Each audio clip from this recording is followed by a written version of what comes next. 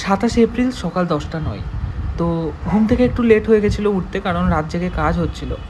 তো উঠেই দাদার মেসেজ দেখলাম যে 28 তারিখ দাদা এই প্রতিমা চাইছে, মানে হাতে মাত্র একদিন টাইম। তো আমি দাদাকে বললাম যে এতদিন ওয়েট করলে আর একটা দিন দাও, 29 তারিখ কলকাতায় ভোট আছে, তো 30 তারিখ তুমি প্রতিমা নিয়ে নাও, আমি 30 তারিখ দিয়ে দিচ্ছি। তো দাদা বললো আচ্ছা 30 তারিখ তাহলে প্রতিমা ডেলিভারি।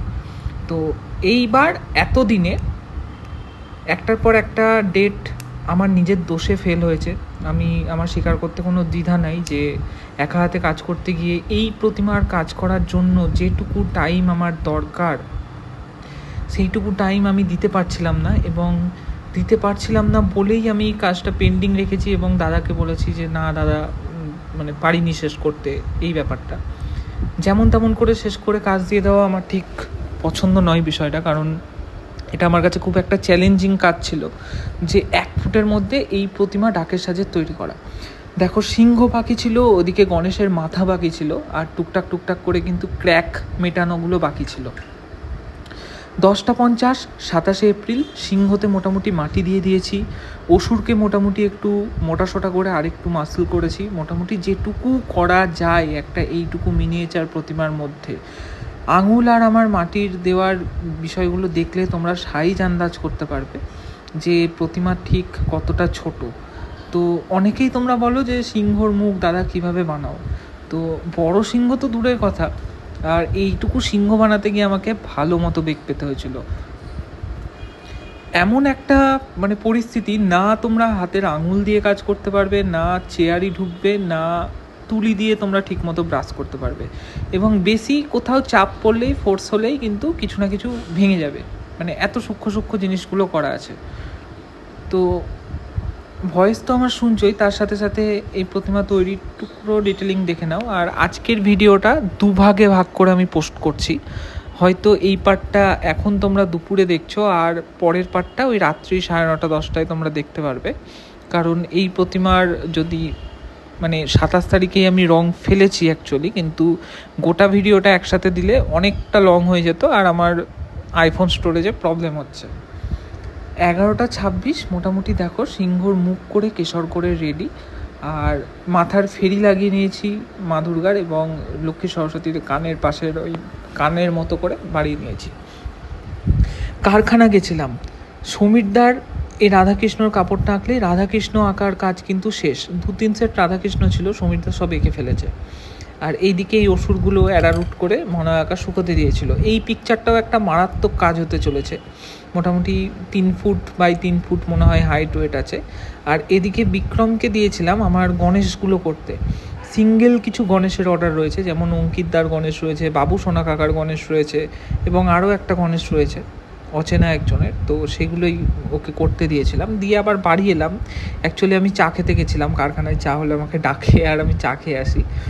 তো যাই হোক, এই গণেশের মাথাটা কিন্তু চাপিয়ে নিয়েছি।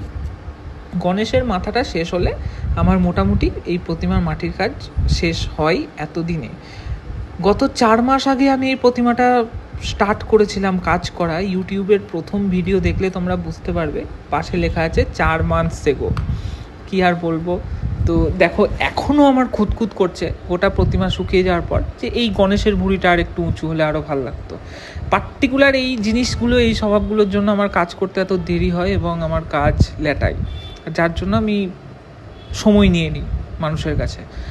আর ওষুধটার আমি একটু দাড়ি গোপ মাটি দিয়েই করে দিয়েছিলাম, কারণ এইটুকুর মধ্যে আবার কি মানে হেয়ার সেট করব বা ভেড়ার লোম দিয়ে কী করব আর কি ফিনিশিং হবে আমার কোনো আইডিয়া নাই। চুল যেহেতু নয়, সেহেতু আমি মাটি দিয়েই মোটামুটি একটু এরকম দাড়ি গোফের টেক্সচার দিয়ে রেখেছি, কারণ কালার করলে এটা কিন্তু একদম দাড়ি গোফের মতোই হয়ে যাবে। মুখের ফিনিশিং এর থেকে বেশি আমি আনতে পারিনি, কারণ মুখের সাইজগুলো জাস্ট আমাদের হাতের আঙুলের একটা নখের সমান, এবং সেকটিপিন বা ছুঁচ দ্বারা টুকটাক টুকটাক করে খাঁজখুঁজগুলো করা রয়েছে। সরস্বতীর জন্য একটা ছোট্ট বীণা বানিয়ে নিয়েছি, একটা 6mm প্লাই একদম সরু করে কেটেছি, আর তার মাথায় এই ডাম্বেলটা করে নিয়েছি। 27 এপ্রিল একটা 5, এই হচ্ছে বীণা রেডি, আর এই হচ্ছে প্রতিমা। এবার কিন্তু একটু জল ব্রাশ করে নেওয়ার পালা। তো এই কাঁচা মাটিগুলো ড্রায়ার দিয়ে সঙ্গে সঙ্গে একটু শুকিয়ে নিয়েছিলাম, সেঁকে নিয়েছিলাম। সিংহটায় তো মাটি দেওয়ার পর একটু শুকাতে সময় লাগছিল। ওইদিকে গণেশের মাথার ক্ষেত্রেও সেম।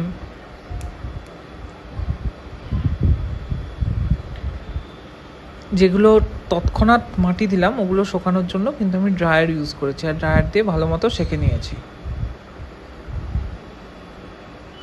গঙ্গাদা গয়না দিয়ে গেছিলো প্রায় সেই সমসাময়িক আর কি, যখন আমি ঠাকুরটা শুরু করেছিলাম তার 1 মাসের ভেতরেই। তো আজ আমি এই গয়না খুলেছি রং করার পর, আর আজকে তোমাদের আমি গয়নাগুলো দেখাবো যে কী মারাত্মক গয়না গঙ্গাদা করেছে এইটুকু প্রতিমার জন্য। আমি তো জাস্ট দেখে ফিদা। সব দেখতে পাবে। সাজানোর ভিডিও হয়তো পরের পার্টে আমি দিচ্ছি, এই ভিডিওটাই শুধু মাটির কাজ শেষ করার ভিডিও তোমরা দেখছো। আর দুপুরবেলায় ওই কারখানায় যে রাধার মূর্তি হচ্ছে তার মুখটা আমি একটু তৈরি করে নিয়েছিলাম। আমার কাছে মুখ ছিল ওই সাইজের, তো ওই সাইজটা পাওয়ার জন্য মুখটা প্রথমে তুলেছি। তা করতে করতে আর্জেন্ট রাজাকে একটু ডেকেছিলাম যে তুই রং কর, আমি মুখটা ঠিক করে দিচ্ছি। তো পেছনের একবার জগদ্ধাত্রী প্রতিমাটা লক্ষ্য করো, ওটাও কিন্তু মাটির কাজ শেষ হয়ে আছে। তো সন্ধ্যাবেলায় গেলাম কারখানা, এই মুখটা সেট করছিল রাজা। আর এমন সময় দেখছি সমীরদার কাজ হয়ে গেছে বলে সমীরদা বাড়ি চলে যাচ্ছিল। আর সঙ্গে সঙ্গে সমীরদাকে বললাম আমার এই প্রতিমার একটু মানে কাপড়টা এঁকে দিতে। তো সমীরদা বললো ঠিক আছে তাহলে নিয়ে এসো। আর সঙ্গে সঙ্গে কিন্তু আমি বাড়ি এসে ঝটপটে রং করে নিয়েছি। শুধুমাত্র কাপড়টুকু আঁকানোর জন্য কাপড়টুকুই খড়ি করেছি, যেরকম তোমরা দেখছো। সাদা শাড়ি হবে যেহেতু, খড়ি 2 কোট করে সেটাকে ভালো করে শুকিয়ে নিয়েছি। এটা মনে হয় বড় জোর 15 থেকে 20 মিনিটে এই কাজটা আমার করা। মাটির কাজটা শেষ করে রেখেছিলাম। ঘড়ি কাটায় 6:25, আর আমি কিন্তু এই সাদা শাড়িতে পাল মেরে নিয়েছি। আর ব্লাউজ রং করার জন্য আমি এই মেরুন কালারটা ইউজ করেছি। এটা পুরো একদম কি বলবো, সেই চান্স পেয়ে ডান্স মেরে নেওয়ার মতো একটা কাজ। এটা পুরোই মানে টার্গেটে কখনোই ছিল না আজকের কাজের মধ্যে, তো তাও শুধুমাত্র সমীরদাকে দিয়ে একটু কাজটা এগিয়ে নেওয়ার জন্য, একটু আঁকিয়ে নেওয়ার জন্য আমি এরকম করে রং করতে লেগেছিলাম আচমকা।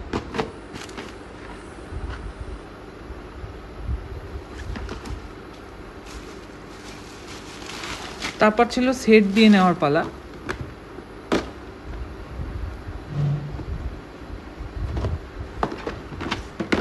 পেন্সিল গান দিয়ে মোটামুটি হালকা রং দিয়ে আমি সেট দিয়ে নিয়েছি। এটা বোধহয় অরেঞ্জ রং দিয়ে সেট দিয়েছিলাম।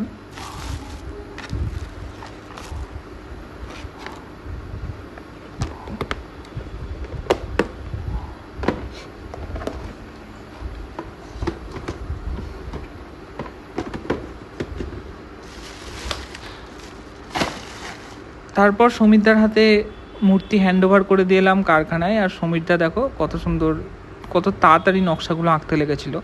আমার অ্যাকচুয়ালি নকশা আঁকতে অনেক টাইম লাগে, আর সমীরদার যেহেতু এঁকে এঁকে হাত অভ্যাস হয়ে আছে সেহেতু খুব তাড়াতাড়ি তুলি টানতে পারে এই লতাপাতা আঁকায়।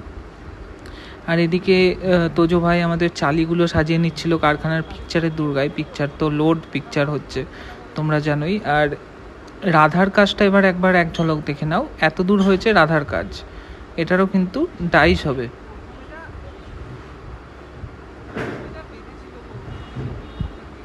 আর রাধার ডাইসের জোগাড় করে রেখে এই কৃষ্ণটার পদ্মগুলো সেট করে নেওয়া হচ্ছিল। এর পরের পার্ট নিয়ে আসছি রাত্রিরে।